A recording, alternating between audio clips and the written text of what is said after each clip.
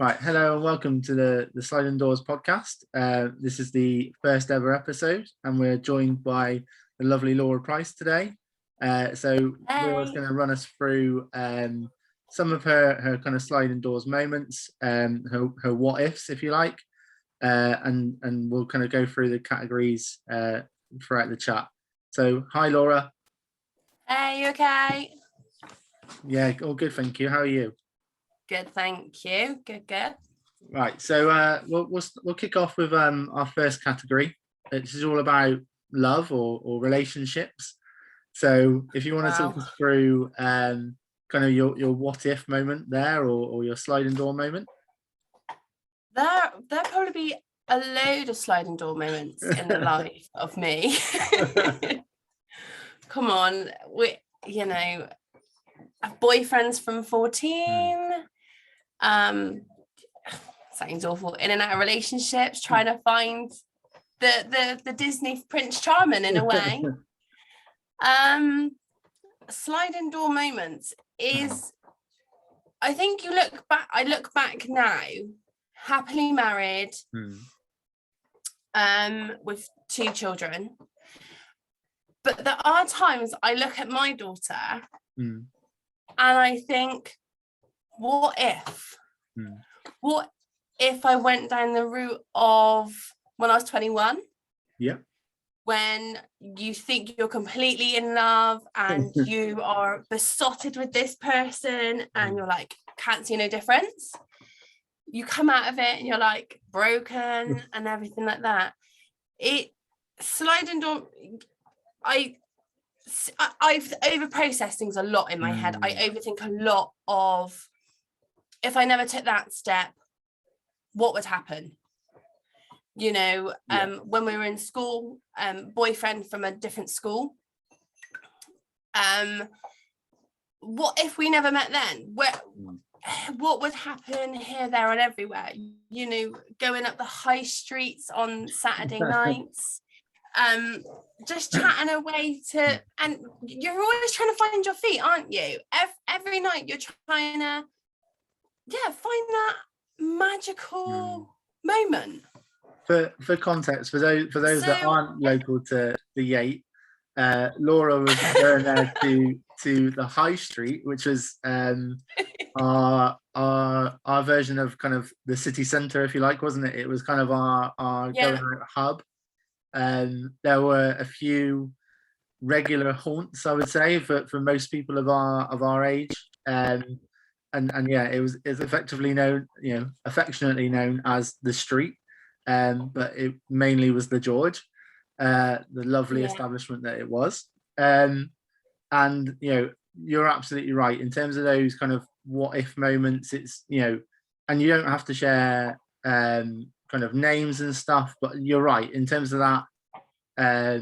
You're 21, you're kind of in your early 20s. You think you find that first, I found love. And then it's not, and then you have your kind of, you say you have your breakdown moment. You have your kind of, whether that's a ton of ice cream and watching loads of movies, or wine with the girls, whatever. It's different for everyone. But you kind of have that moment where you go, that wasn't right. And then you get to where you get to, like you say, you're happily married, you've got 2 kids, and then you kind of, like I'm very much like yourself in terms of an overthinker. You do think about, well, did that lead me to where I am now? And obviously it has. And then you start to question whether that was, had I done something differently there, would it have been different now? And like you say, I certainly feel that as well. And especially when you see people now, everyone's settled down. You look, and I don't think I'm the only person that you look and think, oh, could that have been me? could that? And I guess that is normal life, isn't it? You're always, could that be? What if? Yeah, absolutely. So, and again, there's no pressure to, but do you want to give us an example? And if to protect the characters in the story. Shall we can make it Disney characters if you'd prefer. Oh God, I'll get myself all confused now. No, it's just you when you've got history with people, and that's what it is. It can go from having a simple hello, how are you, to having history, and it doesn't have to be an intimate history or anything like that. Like everyone's got a history, so it's like chatting today with like me and you, it's like we could go back down memory lane of all the stuff we used to get up to when we were younger, but that is a history we've got. And I think you just put yourself in different people's situations at times, and I'm, you look and I think, well, would I be here today if I didn't go out that night? Yeah.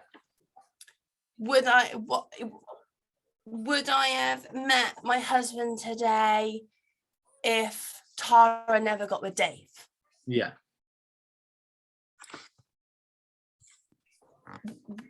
It is all those little knock-ons, the little knock-ons that you think, oh.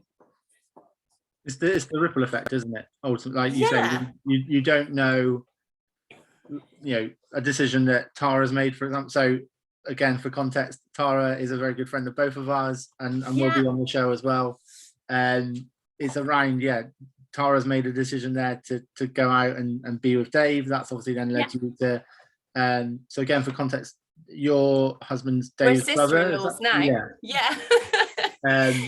So and like you say, it has all these effects in terms of the wider picture, doesn't it? We don't understand that, but it does all kind of lead to those decisions. That's really good. In terms of kind of the next subject, it was obviously around work, and obviously so for the listener, Laura's a hairdresser. You've been a hairdresser for a long time, since the whole time. 16. Yeah. So I guess it's just digging into that in terms of, was there anything else for you in terms of kind of career? Were you always set on being a hairdresser? No, I didn't get on very well at school. I wasn't the I preferred the social life. That's the whole reason I went to school. I wasn't academic. Maybe that's why I got my job, because I could chat my way. I always got told I could sell anything to anyone. But we left school, and I always remember it was the last day of school and I got done for truanting. Although our teacher at the time told us that we could leave, I ended up winning a £50 gift voucher that they wouldn't give me. Okay. Because I was truanting. But my dad picked me up from school and he was like, you need to sort yourself out. Sixth form won't have you. What are you going to do? 16, I haven't got a clue. Do you know what I mean? I was like, I'll do hairdressing. It's easy. So my dad was like, fine, you've got a week to find yourself a job. Otherwise, you're out. I was like, all right, okay. And it just, one thing led to another. And I managed to get a place in Reflections. I managed to get a job with the girl I'm in business with now. And the joke is, the only reason she employed me is because I was tall enough to clean the mirrors. I mean, if there's ever a reason to be employed, I think that again, for context, obviously we're both sat down at the minute, but we are both quite tall people. Just for the listener.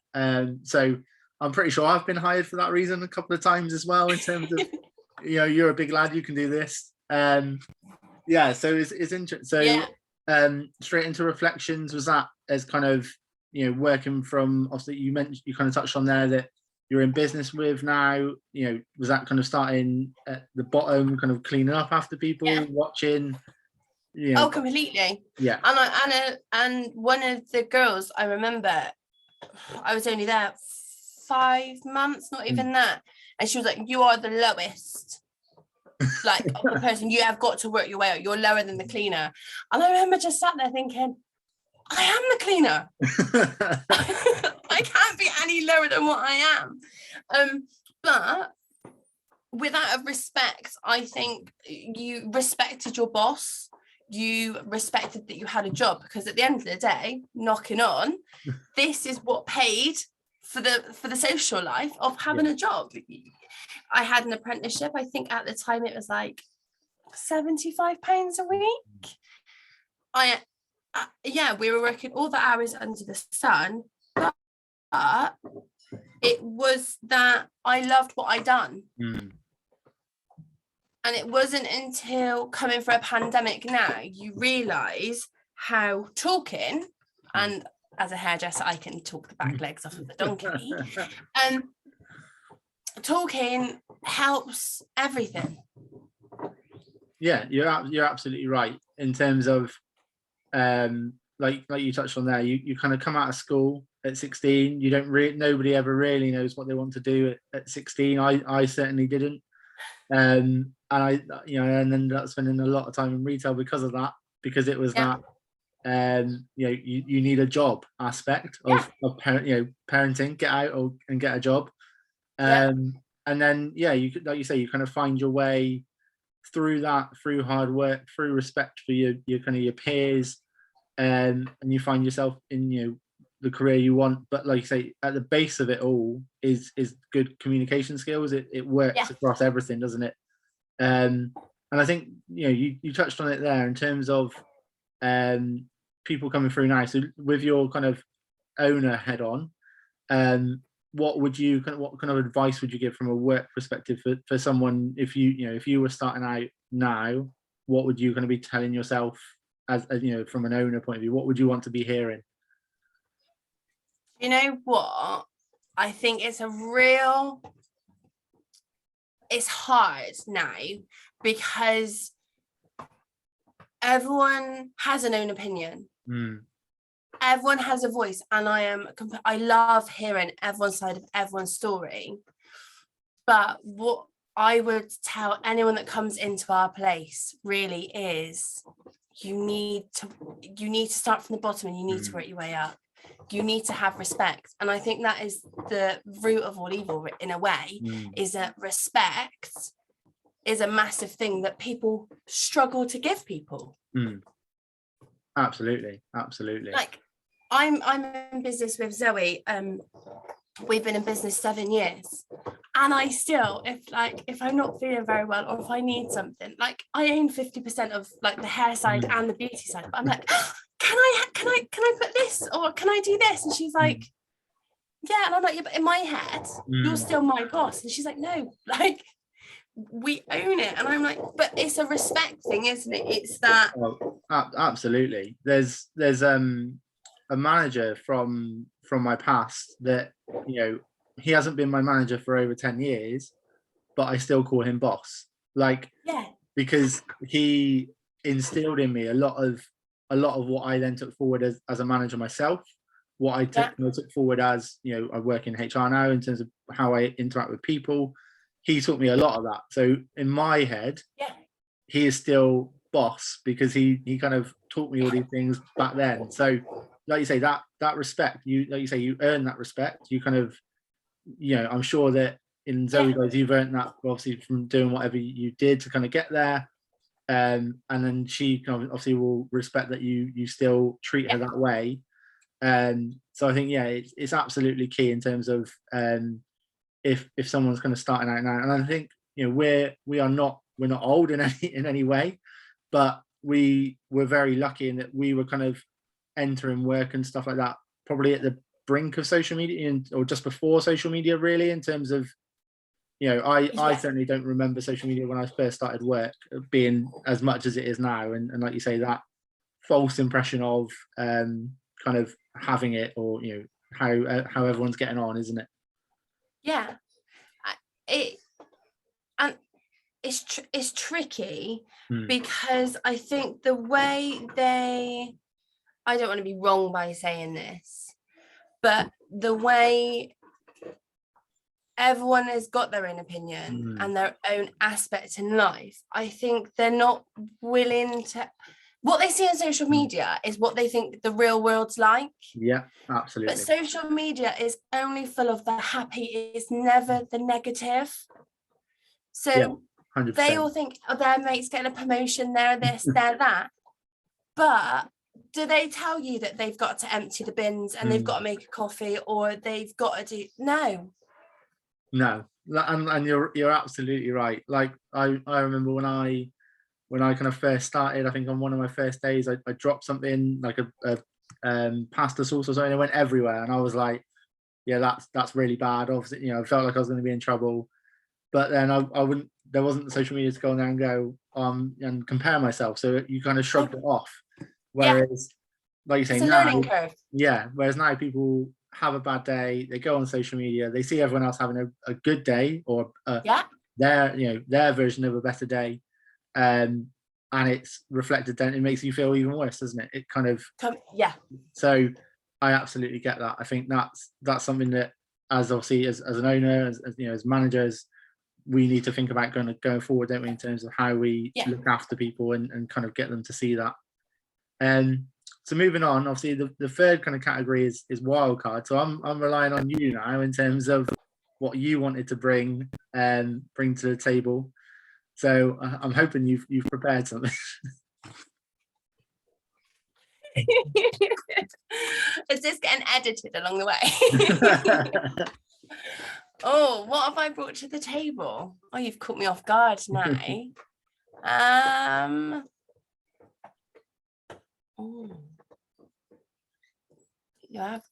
like, oh no, it's like an interview now. I'm like, oh. I don't know. So, is there any kind of like, kind of going back to relationships and stuff like that in terms of wildcard? It's around, you know, was there something you went to that, you know, had you not gone to, would it have gone differently, or like a holiday that you went on that didn't go very well, or you know, kind of events outside of kind of people aspects, I guess. So kind of things that have happened that you know, might have gone differently, or you wanted to go differently in terms of, you know, kind of thinking, you know, reflecting on things. I think when you look at especially where we live, you were, or like coming from one of the local schools, everyone knew everyone. Everyone worked around where you were. You couldn't do anything, could you, in your teenage, early 20s without everyone knowing? You know, especially when you had the farmhouse on a Thursday on the bank holidays, and you had then the George, and then on to Riley's. You know, there are multiple people I still see now, and I just had that little giggle because you're like. But I think the one night that sticks out of all of it is, it doesn't matter where you've come from or anything like that, is, I don't know if you remember, do you remember my drink being spiked at the Riley's? I remember kind of, I couldn't tell you when it was, but I remember So I'll always remember, we went from the George, and I think there was I'll say a crew of us, because I can't even, it wasn't even a group, there was loads of us, wasn't there? And we'd all gone up to Riders, and this is my sliding doors moment, that it stopped me drinking now. Like, I don't drink half as much as what I used to. I'm really reserved on who I drink with, and where I drink with. I'd rather drive now. And it always comes back in my head, this moment of, we'd all been at the George, and I had a WKD at the George. Anyone knows me, I can drink more than a WKD. Anyway, we all jumped in the car, we went up to the Riley's, and Biff was on the door. And we went up, and there was a new guy at the bar, and we were all a bit like, oh. All I remember is waking up the next day. Now, I don't remember Mick catching me at the bottom of the stairs where I had fallen down Riley's stairs. And I had seen, I think, you and Joe are outside, and I come past, and the one person that found me was my friend Sam. And he phoned my mum. They're like, we've never seen Laura in this state or anything like that. And I remember waking up the next day thinking, what the hell happened? And obviously it escalated that my drink was spiked. But it was, no matter where you were always protected. If you knew the right people, you were protected. But still to this day, because I don't remember what happened, it stops me. Yeah. But then I think, why did I go up to Riley's that night? Why? I had work the next day. I shouldn't have gone. Oh, we did that a lot. We did that a lot of times, Laura. I was just about to say, I think it was someone like, oh yeah, shots on me. And I was like, okay. But that is one of the moments I still think. So I was 22, I'm 32 now. I still think about now of, why was my drink spiked? Why me? Yeah. I was with a massive, great big group of everyone. Why was it me? I was lucky I was found with friends, because then I start thinking of what if? Yeah, the what if. Yeah, the more negative side, isn't it? In terms of and you shouldn't think that, but with social media and how everything escalates, I think you go into a panic of. And you're absolutely right. So for context, for those that listen that aren't from where we're from, I just rambled on. Yeah, no, that's okay. there was that that kind of mass group mentality there, and you're absolutely right in terms of that safety element. So I've probably never felt safer than I did when we used to go out there, because there was, and it's not an exaggeration here to say there was about 30 or 40 of us that kind of interchanged, knew each other, were with each other at another different points of the night. Yeah. So you kind of referenced Biff and Mick there, both kind of doormen on Riley. So Riley's, to some people, obviously is a pool and snooker club. To us, it was like a little nightclub, ultimately, wasn't it? It was Yates' version of a nightclub, and it was safe, or most, obviously apart from your experience, largely safe in terms of you knew everyone. You kind of, like I say, you kind of interacted with everyone. It was like home from home in a way, because you were kind of always with someone. And then, like you say, for an incident like that to happen, you do question, why you? Why was it your drink out of everybody's drink? Who has done that? Like you say, because is that from within our expanded group? Was that from a random? Obviously, we don't know that. Yeah. But you kind of go, and like you say, you touched on it there with how kind of lucky in a way that you were surrounded by people that cared, because it can, and like you say, you see that more on social media now. We are talking 10 years ago, when social media probably wasn't as prevalent, thankfully, considering some of the things we need to do.